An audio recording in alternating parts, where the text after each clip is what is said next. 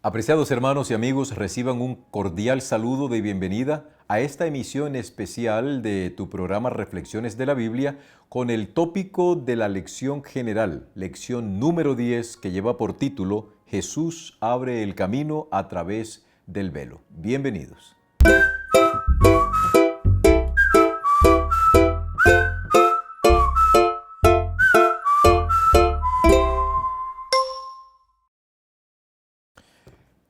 El versículo con el que se introduce el repaso de la lección es un versículo que es clave para entender lo que de ahora en adelante el autor de la lección y el autor del libro de los Hebreos nos quieren compartir. En Hebreos capítulo 9, versículo 24, dice la palabra de Dios: porque no entró Cristo en el santuario hecho de mano, figura del verdadero, sino en el cielo mismo, para presentarse ahora por nosotros ante Dios. Esta es una promesa maravillosa. Los primeros que disfrutaron de esa promesa y que la aplicaron en sus propias vidas fueron los discípulos. Imaginémonos a este grupo que va ascendiendo al Monte de los Olivos. En sus rostros hay un dejo de tristeza, porque su amado Maestro será quitado de en medio de ellos. Cuando observan a Jesús subir, rodeado de esa hueste angelical, y esa voz que les dice, así como lo han visto ir, así vendrá, esos ángeles que le dijeron a los apóstoles esa buena nueva, dejaron en el corazón de los discípulos una semilla de gran esperanza, a saber, Cristo volverá otra vez. Ahora los discípulos descienden, es verdad, antes estaban tristes, pero ahora van a sufrir una transformación, porque desde ahora en adelante a ellos los moverá y los motivará la esperanza del próximo retorno de Jesús. Considero, queridos, que esta es la mayor esperanza que nosotros tenemos en esta vida, y es realmente lo que nos motiva a permanecer fieles a pesar de vivir en un mundo tan complicado para el cristiano, tan difícil. Pero las palabras de Jesús todavía tienen eco en nosotros. Yo estaré con vosotros todos los días hasta el fin del mundo. Esta lección nos permite también entender que una de las razones por la que Cristo debía ascender al cielo después de su resurrección es porque debía presentarse delante del Padre. ¿Por qué debía presentarse delante del Padre? Porque del Padre debía escuchar la voz que dijera, estoy satisfecho. La justicia divina con tu sacrificio ha quedado satisfecha. Y desde ese momento Jesús recibe todo el poder y toda la autoridad, tanto en el cielo como en la tierra. ¿Por qué Jesús recibe la autoridad en el cielo si se suponía que Él también es Dios? Porque el sacrificio que Jesús hizo permitió a los ángeles que si amaban a su comandante, ahora lo amaban mucho más, porque demostró un amor profundo por una raza humilde que había caído. Y aquí en la tierra también se cumplía algo, y es que se demostró de que de tal manera amó Dios al mundo que ha dado a su Hijo unigénito.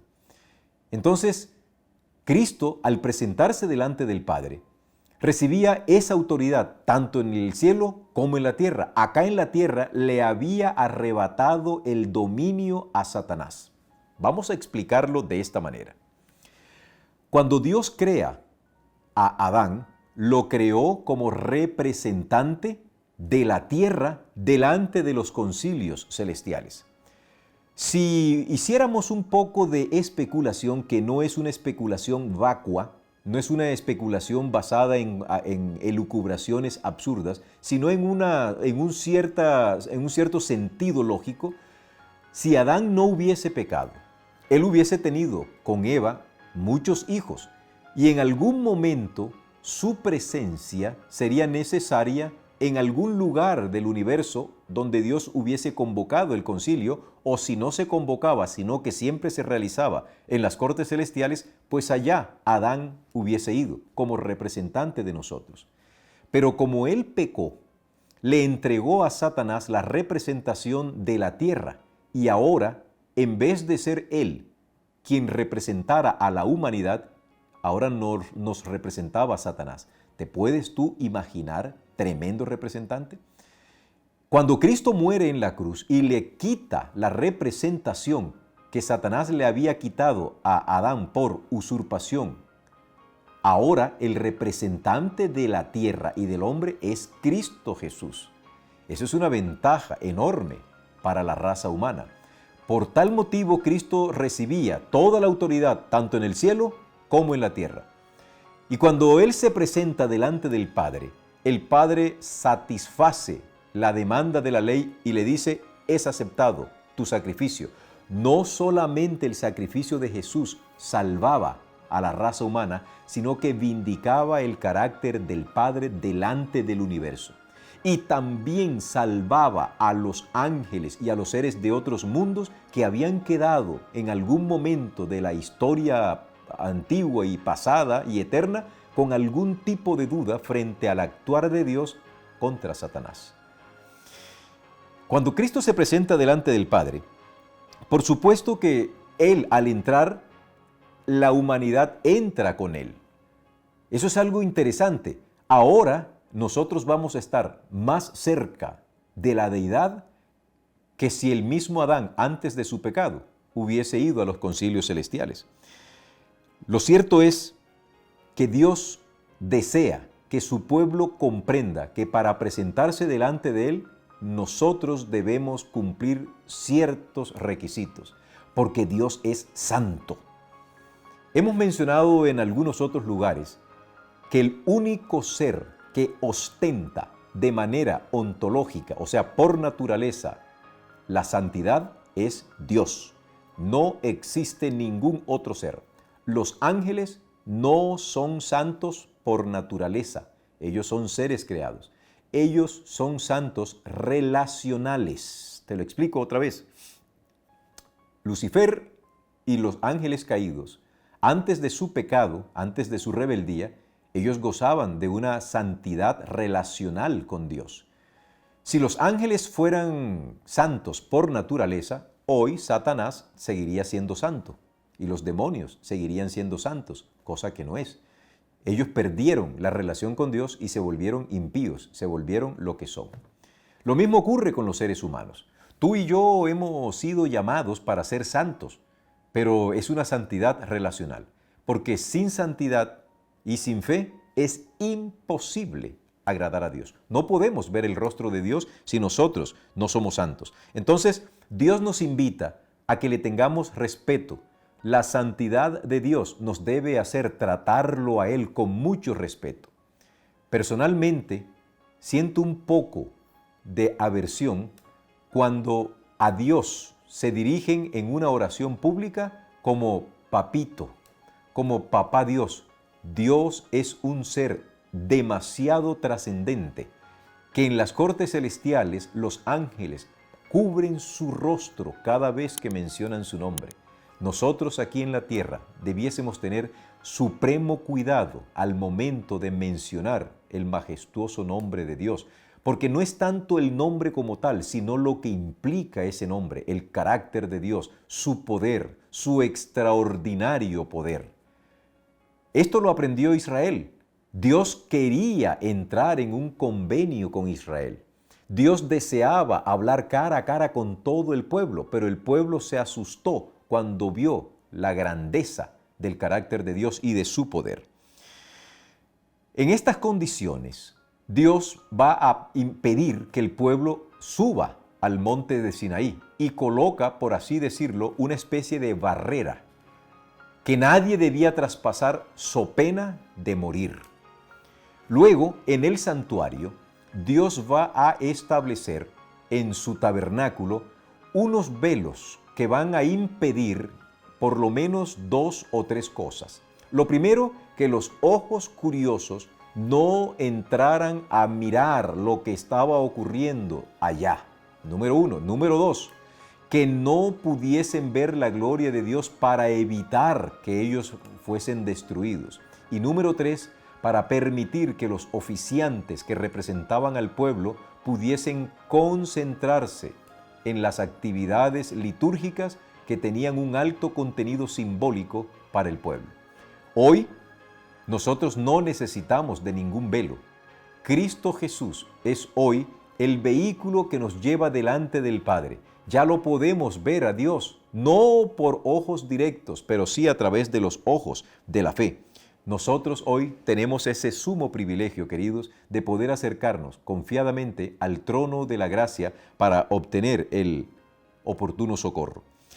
La Biblia en la pluma del apóstol Pablo nos dice que Cristo entró una vez para siempre al cielo y hoy nosotros tenemos acceso por el velo que Él puso, a través del velo que es un velo vivo y que Pablo dice que es su carne, o sea, la encarnación. Miremoslo de esta manera. Cuando Cristo toma la naturaleza humana, la divinidad es escondida. La divinidad es velada por la carne de Cristo, por la humanidad de Cristo. Ahora, Cristo, como representante de toda la humanidad, puede conducirnos directamente al Padre. Nosotros podemos tener acceso a la gloria de Dios a través de nuestro Señor Jesucristo. El nuevo pacto, que también permite una nueva relación con Dios, es vital porque anteriormente el único que podía entrar en la mismísima gloria de Dios, aunque fuese una teofanía, que es lo que ocurría en la Shekinah, que refulgía la gloria de Dios, no era la gloria de Dios en plenitud. Esa gloria estaba atenuada, pero a pesar de que estaba atenuada, era tan potente que el sacerdote debía entrar solo una vez al año y no sin ningún otro filtro. El filtro que se utilizaba era el humo del incienso, del altar del incienso que estaba en las afueras de ese velo que separaba el lugar santo del lugar santísimo. Cuando el sumo sacerdote prendía, quemaba ese incienso, una densa nube de humo ascendía y pasaba hacia el otro lado del lugar santísimo y hacía una especie de filtro de velo que opacaba, hacía que la gloria de Dios fuese un poco opacificada. ¿Por qué? Porque el ojo del sacerdote no hubiese podido resistir ese volumen de luz. Pero el sumo sacerdote era el único que tenía acceso. Todos los demás integrantes del pueblo estaban a expensas de lo que él pudiese hacer. Eso era en el antiguo pacto. Ahora en el nuevo pacto, que es un nuevo pacto vivo, porque Cristo vive para siempre, vive y reina para siempre, todos nosotros tenemos el privilegio de entrar a través de la oración y por los méritos de Jesús en el velo, detrás del velo, para presentarnos delante de la presencia de Dios. Eso es algo muy bonito, que nosotros hoy a duras penas entendemos el enorme privilegio que tenemos de poder entrar en la cámara del Rey de Reyes y Señor de Señores con plena libertad y confianza que la hemos obtenido por los méritos de nuestro Señor Jesucristo. Por último, para terminar esta introducción del repaso de nuestra lección general, uno de los deseos más grandes que Dios tiene, mi querido amigo, es que tú alguna vez puedas ver su rostro. Yo tengo muchas ganas de ver el rostro de Dios. Tengo muchas ganas de abrazarlo. A veces me siento tan mal en el sentido de uno es pecador, uno no merece todo lo que Dios le da. Ojalá y tú no te pongas a pensar que tú sí mereces las cosas. Ninguno merece nada. Todos nosotros somos reos de juicio, pero en su amor Dios nos envió a Jesús. Y por su amor nosotros hoy somos redimidos. Un día de estos, que según los acontecimientos que nosotros estamos viendo, están ocurriendo en el mundo, cada vez más las señales del segundo advenimiento de Jesús se van cumpliendo y se van acelerando. En la pluma del evangelista Lucas, en el capítulo 21, Dios nos dice a nosotros, cuando ustedes vean que todas estas cosas acontezcan, erguíos y levantad vuestras cabezas porque vuestra salvación está cerca. Falta poco, hermano, falta poco, amigo, para que nuestro Señor vuelva. Y falta poco para que podamos ver ese hermoso y precioso rostro de nuestro Dios que nos espera con ansias. Todo esto llegará a su fin. Pero Dios no tiene ninguna intención de que tú quedes fuera de esa invitación. Hoy te llama con amor. Hoy te invita para que te arrepientas de tus pecados. Me invita a mí para que yo vaya humillado delante de Él, para que Él haga en mí el querer como el hacer por su buena voluntad. ¿Saben? Cuando Cristo ascendió a los cielos, antes de ascender, le dijo a sus discípulos, si ustedes ven que yo me voy, esa es la señal de que van a recibir el Espíritu Santo. Y ahí se va a cumplir lo que Jesús les dijo allá en el capítulo 16 de Juan. Les conviene que yo me vaya. Les conviene. Porque si yo me voy, os enviaré a otro Consolador. El Espíritu Santo no es Jesús. El Espíritu Santo es una persona divina diferente a Jesús, pero que hoy tiene la oportunidad de no estar limitado por la naturaleza humana que Jesús abrazó por toda la eternidad.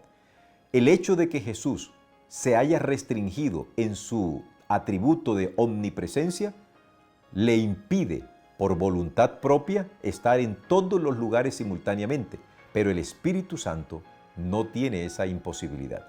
Por eso, cuando el Espíritu Santo descendió en el Pentecostés, los discípulos fueron felices porque se evidenció que su amado Maestro no solo había ascendido a los cielos, no solo había ocupado el lugar que le correspondía como representante de Dios, del hombre delante de Dios, sino que también se había acordado de su promesa y ahora le derramó en raudales el Espíritu Santo en el día de Pentecostés, representado por esas lenguas de fuego que estaban sobre la cabeza de los discípulos. Eso es lo que Dios quiere. Muy pronto veremos a nuestro Rey venir en gloria y en majestad. Muy pronto no lo veremos como hoy lo estamos viendo por medio de la fe. Lo veremos face to face. Lo veremos cara a cara. ¿No te parece que esta es una promesa lo suficientemente grande y poderosa como para mantenernos fieles a Dios hasta que Él venga? Que nos mantengamos de parte de la justicia aunque los cielos se desplomen. Que Jehová te bendiga y te guarde. Que Jehová haga resplandecer su rostro sobre ti y tenga de ti misericordia. Jehová alce sobre ti su rostro y ponga en ti paz. Bendiciones.